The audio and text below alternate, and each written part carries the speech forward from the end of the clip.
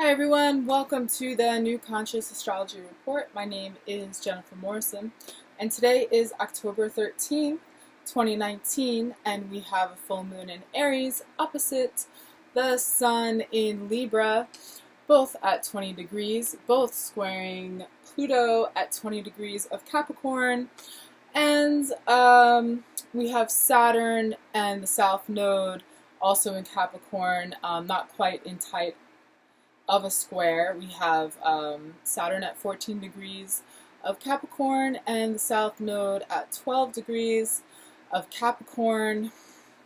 And of course we have the North Node on the other side of the South Node at 12 degrees of Cancer. So we have a grand cross going on, so things may feel a bit stuck.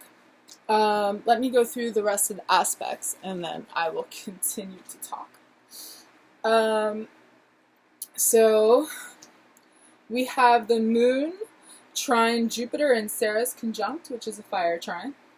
We have Pluto and Jupiter and the South Node sextile Neptune in Pisces. On the opposite side of that, we have Pluto, Jupiter, and the South Node, again, all in Capricorn. Sextile Mercury in Scorpio. We have Mercury, Neptune in the North Node in a grand water trine. So that is the North Node in Cancer, Mercury in Scorpio, and Neptune in Pisces, which are the three water signs, making a perfect equilateral triangle. And we have Jupiter and Ceres, which are conjunct in Sagittarius, square to Neptune in Pisces, which has been going on all year. And we have Venus in Scorpio, opposite Uranus in Taurus. So those are the major aspects I'm going to be talking about today. So there's been a lot of, intensity going on. Intensity in the planet, and I don't see it really letting up anytime soon, but hopefully as we're going through all this, we're getting to a better place, to the new paradigm, to the age of Aquarius. But it's not just going to magically happen. The planets are there, the world is spinning, and we are co-creators with reality, and we have to look at the schedule of the stars, of the seasons, to know what to do and when. When winter's coming, we get our winter clothes out.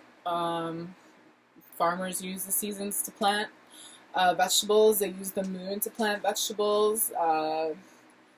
Fishermen go by the tides, which are influenced by the moon. And everything is energy and interconnected. And there is, of course, the mystery. Which brings us to symbolism that I just have been studying for a long time, and I'm happy to be starting to share it on this public platform.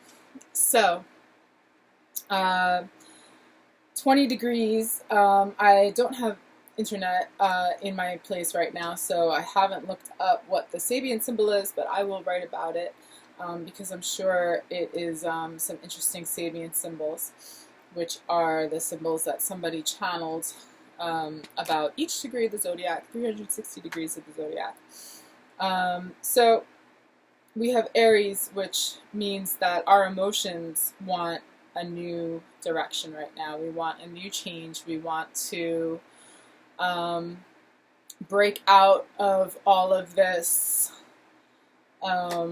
things that have been holding us back, that have been repressing us. So really we may want to do something new, but we may be scared to do something new right now because of the square to Pluto and the South Node and Saturn in Capricorn, which represents the past. South Node. Capricorn represents external structures, authority, the male figure, as you know, the patriarchy, the all of this stuff. Pluto is going to be in Capricorn until 2024.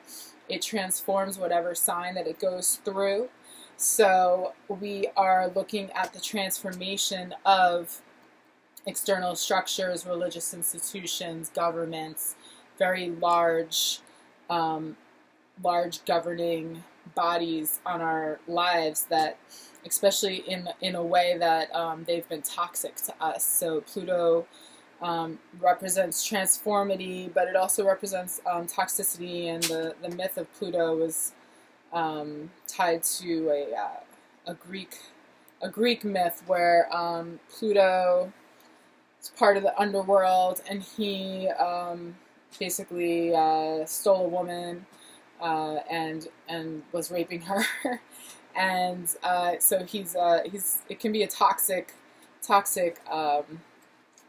you know, element there that we have to figure out.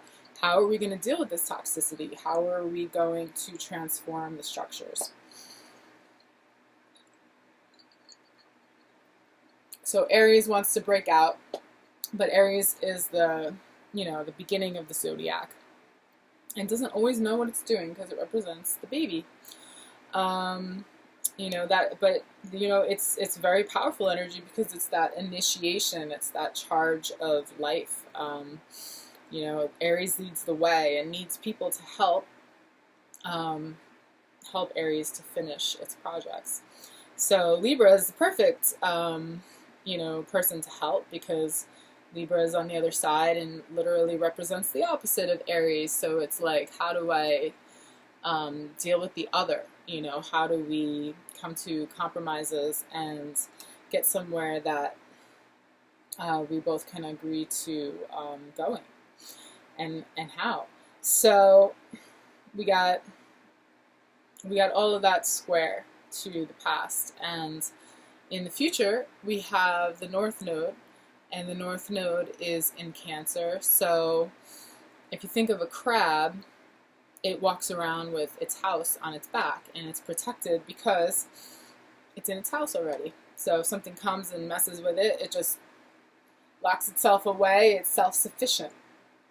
It represents the home, it represents the family, it represents the masculine aspect, the feminine aspect. The moon is exalted in Cancer. So we are being encouraged to step away from top-heavy authority and to move into decentralization of, you know, what we need to do to survive. So I just went through a power outage in California. I had no idea that this power outage was going to occur. You know, I'm 7 months pregnant, and I had not a lot of gas in my car, and you know, it was just a little concerning because I didn't want to get into a big line, or I didn't know if a fire was going to happen. So it's interesting because Jupiter and Ceres are in a conjunction in Sagittarius, which is a fire sign, to Aries, which is the initiation, meaning like we want to cleanse something through fire, or maybe something has already been cleansed through fire. So and of course we have this deconstruction of power and structure. So quite literally there was giant fires in California, you know, for the past several years, but especially last year, and it was blamed on the power company. And the power company doesn't want to take liability for fires, so they're just shutting the power off to everybody, which of course is creating all sorts of problems because some people are dependent on electricity for medical devices, and there were some cases where people died. You know, once it's like George Carlin, if you're familiar with him, he's like, it doesn't take much to bring us back into, you know, dark ages. You just cut the power off, and now we have these monopolies running our electricity, and you can't even get gas because the gas stations don't pump without electricity, and they're not self-sufficient either. Everybody's on the grid. So Cancer would encourage us to be like a little crab and be self-sufficient and get off the grid. Of course, like, to get off the grid, we have to even still work with the power structures that already exist, because we have to buy solar panels.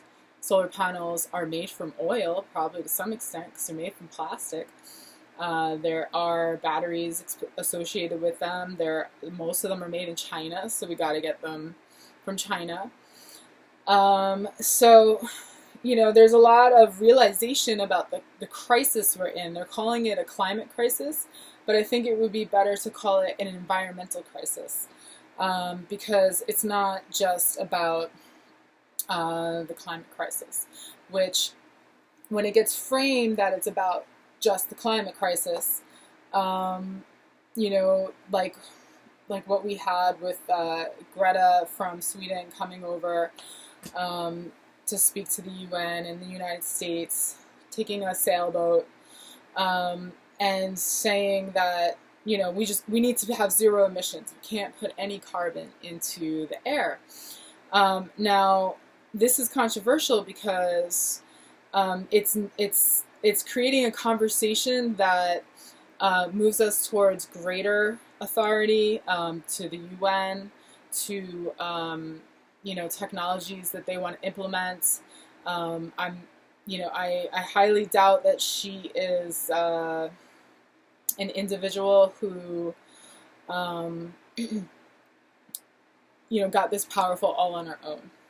And I think that, you know, her intentions are in the right place, but we have so many you know, youth right now that are aware of the issues, and a lot of them are indigenous youth that understand things in a more holistic way.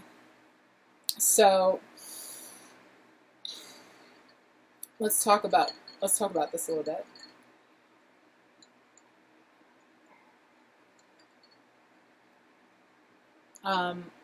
There is a website out there. It's called The Wrong Kind of Green. So it's like, yes, we want to not live in a toxic world. We want to live in an environment that's balanced, that will continue to have water and clean air and clean food. So let's talk about how to get there, because we need to do something, right? So I live in a city that is unusual, because the mayor here is very aligned with the environmental crisis that's going on. So she put on a meeting with this group, Be Heroic. So the bees are struggling, and according to this person, you know, it's not just about pesticides. Of course, you know, that has a lot to do with it, but it also has to do with the increasing electromagnetic smog and the geoengineering that is going on. So geoengineering is called by the UN climate mitigation. So climate mitigation means that we're doing things to prevent, you know, the reason why all these storms are occurring and these droughts are occurring is because there's too much carbon dioxide, end of story. But what we haven't been taught about or learned about is the ongoing experimentations of weather modifications since at least the 1940s. There's a woman named Joanne Simpson, you can look her up, on NASA. She's no longer alive, but back in the 60s, she had an operation called Storm Fury, where she cloud seeded Hurricane Betsy, I believe it was, and people found out about it because they didn't really think anyone would care, but that hurricane caused a bunch of damage, and people were upset, and then they started you know, continuing to do whatever they were experimenting on with the weather, you know, and just didn't tell the public. And she was also involved in a Florida project called FACE, Florida Area Cumulus Experiment, which went on in the 70s. So if we've never heard about these things, then, you know, why would we know about what they're doing right now to the climate? I don't know if you're aware of this, but somebody who's supposed to be a philanthropist, Bill Gates, you know, obviously masculine, patriarchal person who has a ton of money and power, and he's producing a lot of toxicity in the world, if you ask me, because he released GMO mosquitoes, and now they're like, oh, the GMO mosquito project that we released on people in Florida without, you know, probably half the people knowing or their consent, you know, is not doing what we expected it to do. And now there's like a new breed of mosquitoes, or a cross between the wild type and the GMO type. And that's what's happening to our food. And, you know, if they continue to spray the sky with this solar radiation management, which is described in Chapter 4, page 341 of the UN 1.5 Climate Change Report, then, you know, they're going to acidify the soil so much and acidify the waters. They also do like clouds, besides cloud seeding and solar radiation management, which you can look up on Harvard. They also do iron fertilization of the water and brightening of marine clouds. So this is all under climate mitigation, also known as geoengineering, which the UN says we are not going to call it geoengineering. So if we get on board like, oh, we just have to go with the UN, who isn't even elected democratically, the people that get appointed to the UN, then we may have some issues with sovereignty, and already, you know, people or somebody or military is creating these experiments that are altering the weather. So how do we know that it's just carbon dioxide that's altering the weather when, you know, we have to bear in mind that carbon dioxide is food for the trees and the plants, and they use that via photosynthesis to create oxygen, which creates transpiration, which creates rain. So if we acidify the soils, then we don't have trees, and yeah, I guess there would be a lot of carbon. And I'm not denying that things are changing or that carbon can make things hotter, but you know, the Earth does have its own cycles too, where the sun, solar flares from the sun, the magnetic poles have been shifting.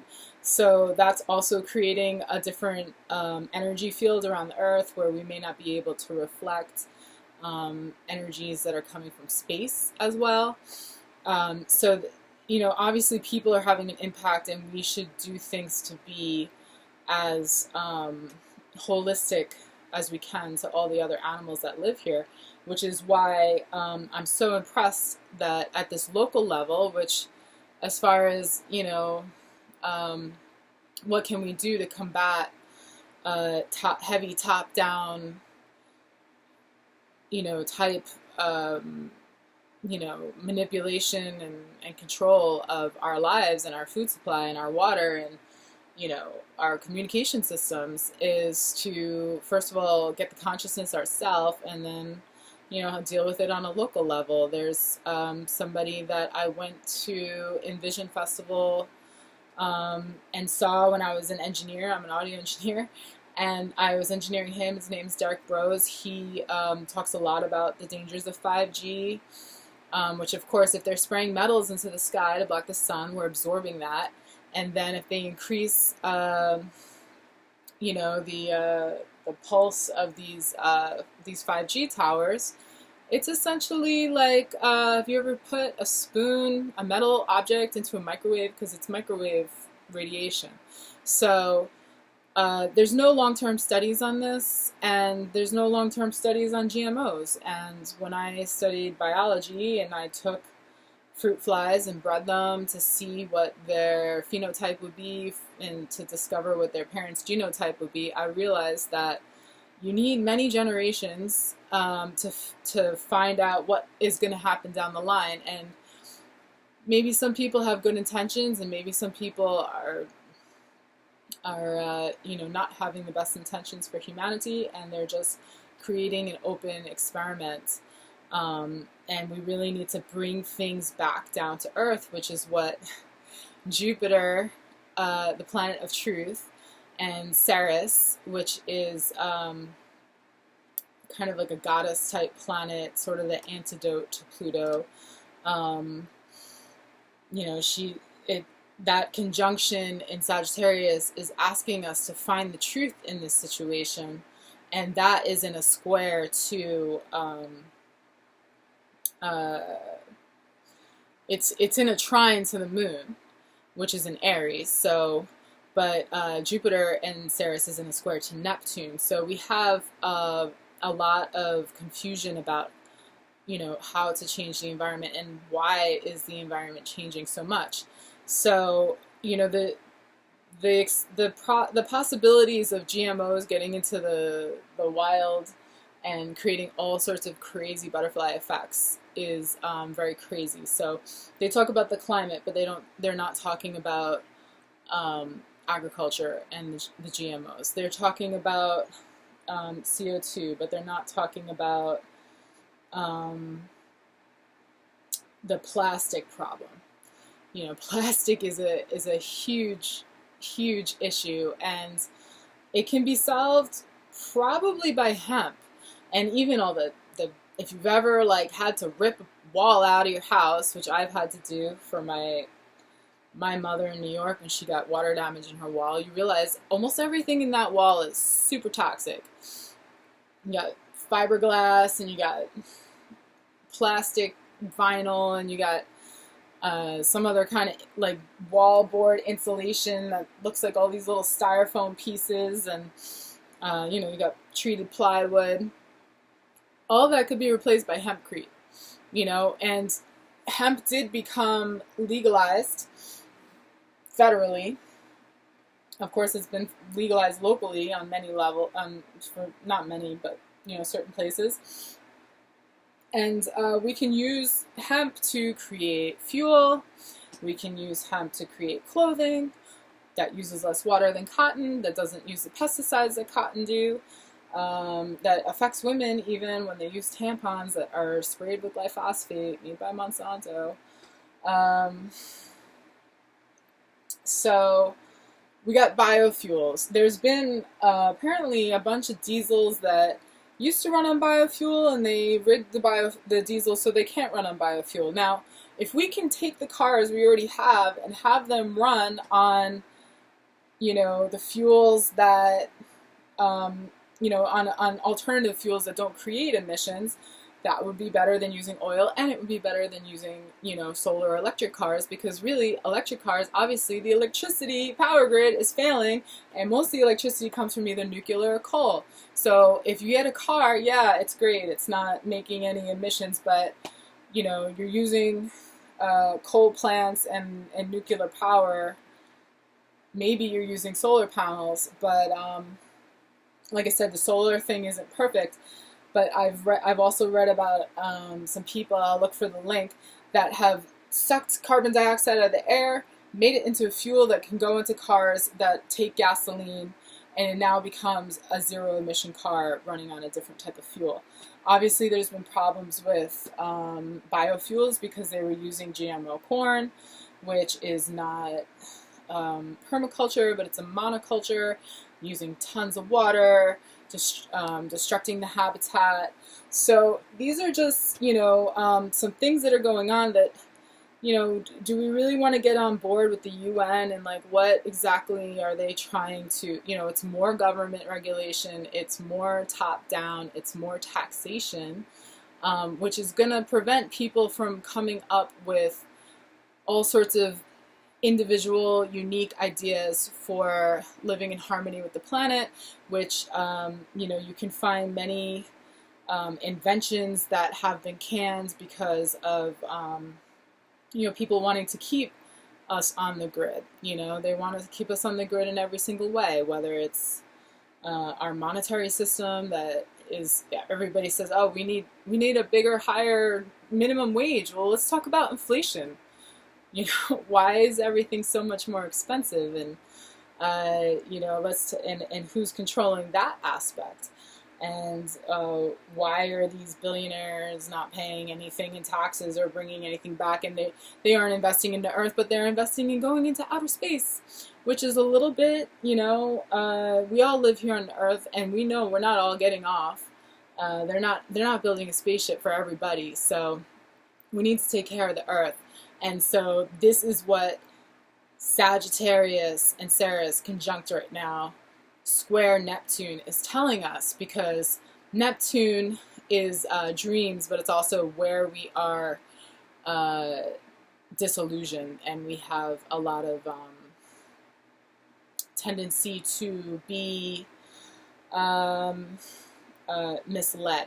So Neptune and Pisces, could have a lot of escapism, could have a lot of spiritual bypassing, we could have a lot of not understanding the truth and reality and perceiving reality for what it is, as Neptune is also sextile to Saturn over there in Capricorn. So, like I said, the North Node is what we need to pay attention to, like the feminine aspect, the original people that are living close to the land, the indigenous people, what they're saying we need to do to take care of these problems. It's not just meat eating, it's also palm oil and soy and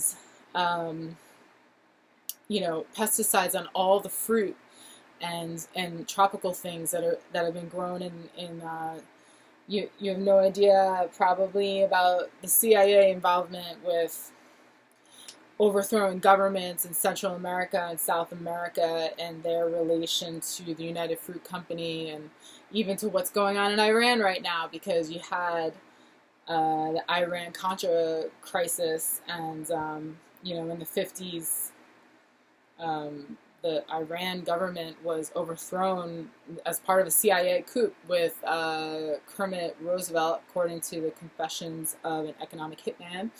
And then in the 80s with Reagan, they were trying to back the Contras in Nicaragua, so they sold weapons to Iran to fund the Contras in Nicaragua. And there's just been so much going on. We need to eat locally, eat seasonally, or at least try to buy things from products that say Rainforest Alliance or Fair Trade or Equal Exchange or whatever it is, if we're buying things from the tropics, because they are a sink for carbon. And not only that, but they create water and rain, and they, we have the planet on uppers and downers. They put everybody on Oxycontin, and now we have a big heroin epidemic, and they're doing the same thing to the environment. They're putting the environment on chemicals, and the planet is going to have to get weaned off of it. And if you read the UN climate change report, it says we have very high confidence, or fair confidence, that if we just stop spraying these chemicals, then we're going to have we don't know what's going to happen. Because honestly, they've been creating the weather. Like the Joanne Simpson, she had the Operation Storm Fury, and the hurricane rating system is named after her, the Saffir-Simpson hurricane scale. Okay, so there's a thing about magic, right? There's the mystery in this life, and people believe in God and religion and spirituality and all kinds of things, and there's also black magic. So the reason why they call spelling is because words cast spells. So if you're naming the weather, as they've been only naming it probably since they really started to manipulate the weather, which Maybe you know, like, there was a hurricane in 38 in New York. I guess they weren't doing it then, but I'm not sure when they started naming storms, but in the 40s or so, that's when I have found the beginning of weather modification. So it's possible they started naming the storms once they started to create the storms, because we name things we create. So be heroic, talking about in this city, Nevada City. So the mayor put this on, and now I'm going to be going and probably talking to the city council, because they're going to try to ban 5G, just like several other cities and places around the country have been doing before they start rolling it out. I already see the 5G towers in Long Island, New York. Seen one in the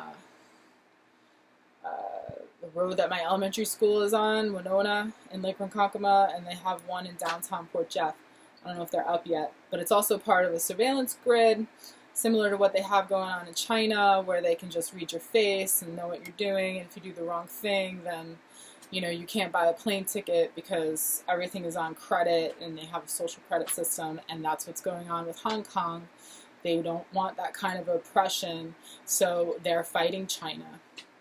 And that's part of this whole transformation. We have to do the work. Astrology shows us the schedule, what's going on, so we can think about the steps that we need to take to get to where we want to go, which is the age of Aquarius, which hopefully, if you know about the myth of Aquarius, Aquarius drops, he's called the water bearer because he was brought into servitude and he was being abused, being sexually abused, and he dropped the cup of water, creating a great flood on the earth because he was being oppressed. And so he found freedom and liberation through chaos. So bees and the pollinators, yes, GMOs are a problem, weather modification, geoengineering. This is what the mayor in this town put out, and I'm super impressed. And I hope that they can get this stuff done. Hemp matures in 100 days. Trees take 50 to 100 years. So let's talk about hemp if we're going to talk about the climate. Greta, looking at you. So, what else was there? Hemp History Week. I got some Dr. Bronner's. This guy, the guy that owns Dr. Bronner's, he, got himself arrested for cannabis or whatever, down in D.C. Hemp, it can take out oil, it can take out plastic, it can take out the pharmaceuticals, it can take out timber, lumber, cotton, and construction. So they had this guy, Geoengineering Watch .org guy talking. This guy didn't look like this when I was growing up in the 80s. They just keep increasing how much they're doing this. So I know it's been happening since somebody told me about it in Costa Rica when I first went there 7 years ago. And these are pictures from NASA. Some of these from outer space on the top. So get informed. Don't get so desperate that you look for a solution that isn't really what you want. So, we have to do our research, and I'm happy I could help you or just get the word out there. So, we got Venus and Scorpio. I don't know. I'm not sure what to say about that right now. Venus and Scorpio is our desires and our wants to transform everything. In opposition to Uranus and Taurus. And Taurus wants, steady self-preservation. But Uranus is about innovation and technology and is the upper ruler of Aquarius. So if we don't figure out all these technologies, the 5G, the climate mitigation, geoengineering, weather modification, GMOs, you know, high intensive farming. We're not going to have water. We're going to have more droughts. We're going to have more fires. We're going to have our grid system, our power system structure breaking down, and people are not going to have, you know, it just takes a few days. People are super aggro in the supermarket here when the power came back on because they had nothing to eat. You know, it just takes a few days, the electric system goes off, you know. So what can we do? Yeah, I do think solar is good. I do think wind is good, but I think on a micro level, when you have giant fields of wind, it's killing birds. And in the ocean, it's destroying fishing grounds and creating an EMF field in the ocean. And you know, I think on a micro level is good. And I don't know it all. You know, I don't know it all about these technologies, but I do know that, you know, we wanna like find the balance. Like Libra should find the balance. Like if we already have all these gasoline cars, let's find a way to make them run zero emission, if that's what we need to do, on something like hemp in a permaculture field, instead of throwing out all the cars and using all these batteries that are coming from minerals in the earth and getting probably created by plastic and oil and getting shipped by oil anyway. And you know, let's find the balance, okay, with the initiation that we have to start, and that's what this full moon asks us to do, because we need to use relationships and find the balance, and then find our initiation to get away from all this toxicity and get to the North Node and to self-empower ourselves, our families, and to decentralize from the grid. So, have a great day.